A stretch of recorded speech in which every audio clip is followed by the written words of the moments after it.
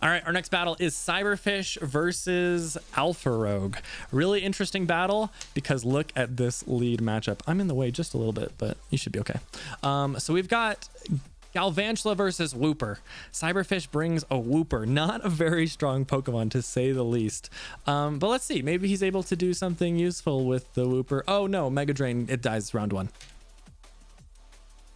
Okay, well, CyberFish hopefully are able to do something in order to get back into this battle. Brings in a Gligar. It's going to do a little bit better. Mega Drain not doing too much damage, but of course, again, you got to remember, CyberFish is 5v6. Absolutely. Just started the battle with one less Pokemon because the Wooper got one shot. Switches, I guess he didn't like the Gligar versus Galvantula. Switches into Gourgeist.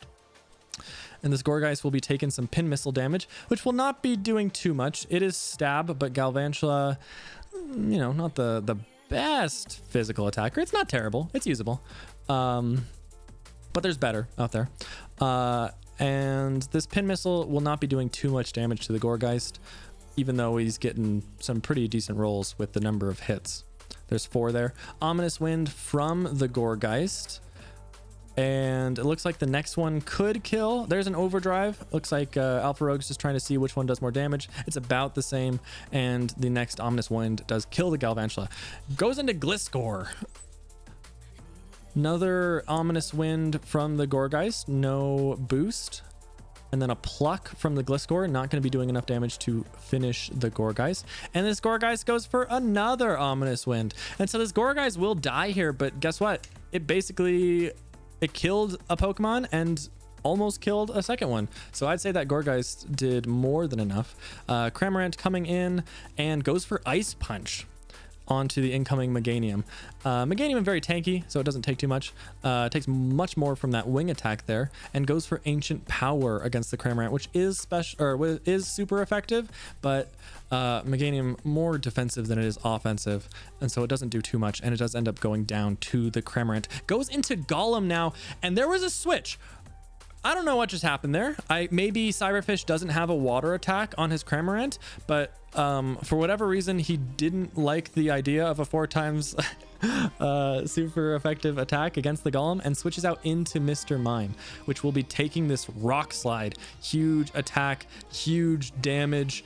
Mr. Mime does know a water attack. There's a Water Pulse right there. As I was saying, 4 times effective against Golem. Dead. Gliscor comes back in. Water Pulse again. Gliscor is dead. Unfortunately, the Mime is faster, and it does take out that Gliscor. Now, all of a sudden, things are looking pretty darn good for our friend CyberFish, who has 4 Pokemon against Alpharogue's 2. However, this Grimmsnarl could be a problem. Mr. Mime does go for Play Rough here. Pretty decent damage. There's a knockoff from the Grimmsnarl. Finishes off the Mime. Now Gligar, which again, by the way, is not a fully evolved Pokemon. It does evolve into Gliscor, which Alpharogue does have on his team. Knockoff from the Grimmsnarl. Looks like a second Bone Rush will finish off this Grimmsnarl. And that is what happens here. Yep, there goes. 3 hits. Primeape is Alpharogue's last Pokemon. Goes for a Fire Punch and it's just not doing too much. Peck from the Gligar, not doing too much either. But, you know, CyberFish is in a position where he just needs to do as much damage to his Primeape because once it's dead, he's good to go. That's pretty much what's happening. So the Primeape is able to finish off the Gligar. I don't know. Yeah. And Slowpoke. Slowpoke from CyberFish gets smacked with a hammer arm, but he's like, I'm Slowpoke, and that's the end of the game. Finishing it off with a Slowpoke. So crazy battle there.